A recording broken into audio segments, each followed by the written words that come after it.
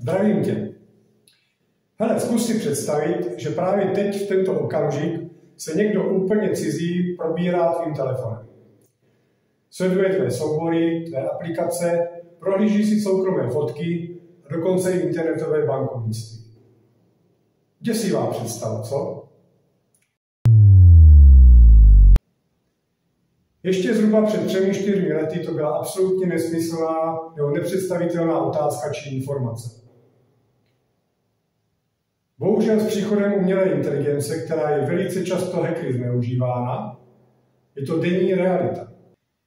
Není jediný den, kdyby se o této problematice nemluvilo už i v rádiu a televizi.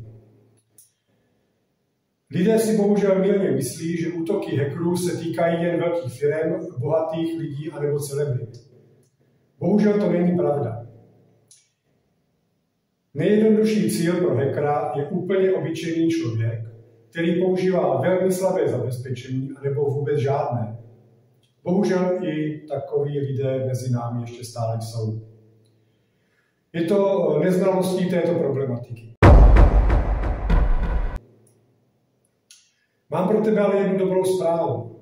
Nemusíš být IT specialista, abys byl zabezpečen dobře i ty. Existuje systém, který 24 hodin, 7 dní v týdnu v reálném čase monitoruje tvá zařízení, jako je telefon, tablet, počítač.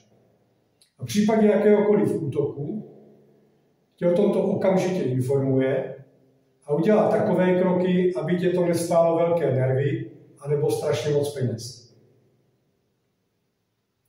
Jestli si nejsi jistý tím, jak dobře jsi zabezpečen proti těmto útokům, napiš mi, anebo klikni na odkaz níže, spojíme se a zjistíme, jak zabezpečen jsi, anebo ti můžu poradit, co máš udělat pro to, aby zabezpečen zbyl. Tak proč těmto útokům nepředejít?